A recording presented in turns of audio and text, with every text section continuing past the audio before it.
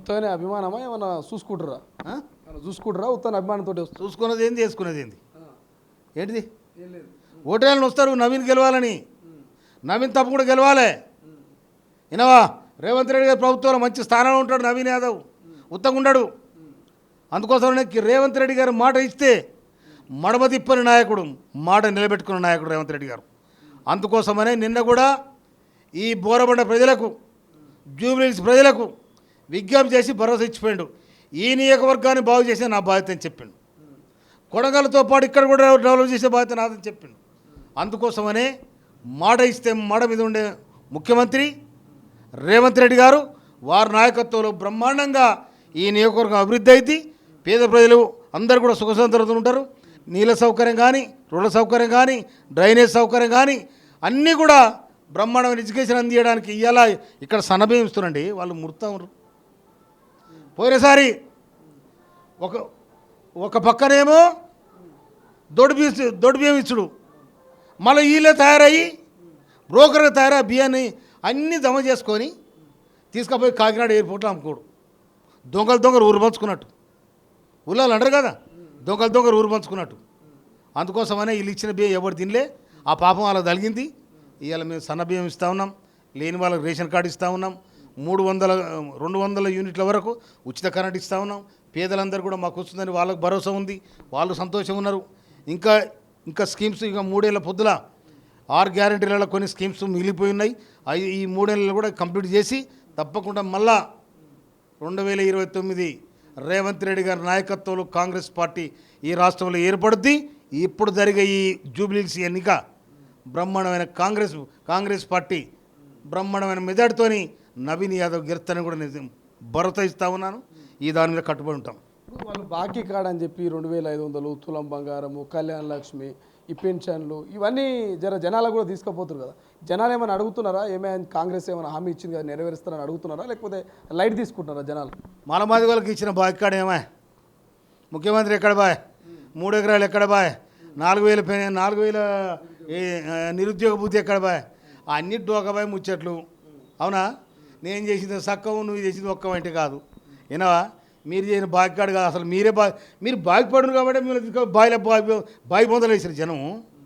ఈ రాష్ట్రానికి మీ అరాచకం బాకీ, మీ పైసల బాకీ, సబ్బణ వర్గాలను ముంచిన బాకీ అన్నీ తీసుకొని మూడ కట్టుకొని గుబిల్లు అని బాగా ఎత్తేసారు. కథం అయిపోయింది. ఇంకెక్కడదా బాకీ లేదు, బోగి లేదు.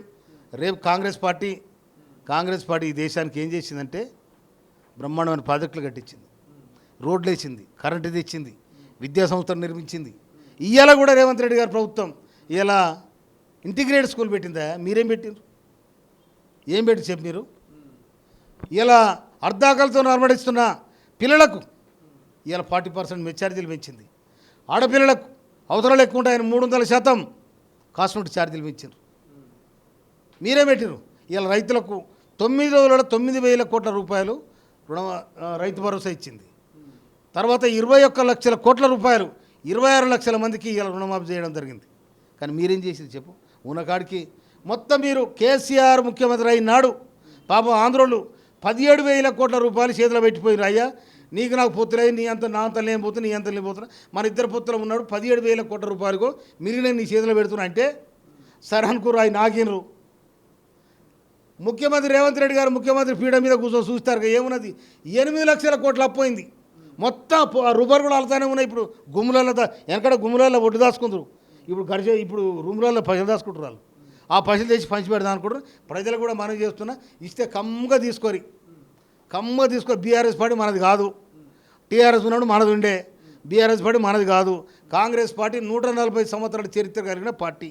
అది పేదలను కాపాడిన పార్టీ, బీదలను కాపాడిన పార్టీ, విద్యార్థులను కాపాడిన పార్టీ, రైతులను కాపాడిన పార్టీ, కార్మికులను కాపాడిన పార్టీ, కర్షకులను కాపాడిన పార్టీ, శ్రమజీవులను కాపాడిన పార్టీ. అందుకోసమే కాంగ్రెస్ పార్టీని దీవించమని, నవీన్ యాదవ్ చేతి గుర్తు మీద ఓటేయమని చెప్పి నేను జూబిలీస్ ప్రజానికానికి, అందులో నేను ఇన్ఛార్జిగా ఉన్నా, నా దగ్గర నుంచి నా నియోజకవర్గం నుంచి దాదాపు 50 మంది మా నాయకులు వచ్చిండ్రు. ఇల్లు గడప గడప తిరుగుతూ ఉన్నారు. మాకు 7 బూతులు ఇన్ఛార్జ్ ఇచ్చిండ్రు. 7 బూతులను కూడా బ్రహ్మాండమైన మెజార్టీ తీసుకొచ్చి నవీన్ యాదవ్కి గెలిపించి రేవంత్ రెడ్డి గారికి, కాంగ్రెస్ పార్టీకి, సోనియా గాంధీకి, రాహుల్ గాంధీకి, ఖర్గే గారికి ఈ ఎన్నిక బహుమతి ఇస్తామని కూడా చెప్తా ఉన్నాను. Thank you. ఇప్పుడు తుంగతుర్తిలో మంచి మెజార్టీ వచ్చింది మందల స్వామిలకు. సో అటువంటి మెజార్టీ నవీన్ యాదవ్కి ఇక్కడ వచ్చే అవకాశం కనబడుతున్నదా? బ్రహ్మాండమైన మంచి మెజార్టీతో గెలుస్తాడు నవీన్ యాదవ్. బ్రహ్మాండమైన మంచి మెజార్టీతో గెలుస్తాడు. ఇక నేను అంచనా గించిన బ్రహ్మాండమైన మెజార్టీతో గెలిచేది ఖాయం, పక్కా. ఎందుకంటే నవీన్ యాదవ్ స్థానికుడు, యువకుడు, విద్యావంతుడు. వీళ్ళు మూర్ఖంగా ఆలోచిస్తే అలా మూర్ఖత్వం అది. పాపం ఆ సునీతమ్మ కూడా తిప్పలు పడతా ఉంది, కానీ ఆ కేటీఆర్ ముఖం చూసి ఎవడు ఒకటి. బీజేపీ మీకు పోటీలు ఉన్నదా? ఇంతసేపు బీఆర్ఎస్ గురించి చెప్పారు కానీ బీజేపీ గురించి ఎక్కడ మాట్లాడతలేరు. అసలు లెక్కలకు తీసుకుంటారా లేదా? బీజేపీని ప్రజలు ఈసారి బొంద పెడతారు, కేంద్రంలో కూడా బొంద పెడతారు బీజేపీని. విన్నావా? నేను చెప్తున్నాను కదా, బీజేపీ బీఆర్ఎస్ జర ఇప్పుడు సరసమాడుతున్నారు, ఇద్దరు సరసమాడుతున్నారు. నువ్వా నేనా ఎవరు చూడకుండా మన ఇద్దరం అంటున్నారు. అవి అట్లుంది అలా ముచ్చట. అందుకోసం దీన్ని కట్టగట్టి విన్నావా, జర్ర మూసి ఉంది కదా, మూసిలు ఇచ్చిరేస్తారు, నవీన్ యాదవ్ గెలిపిస్తారు. అసలైన తొలి వెలుగు. ఫాలో వాట్సాప్ @తొలి వెలుగు official.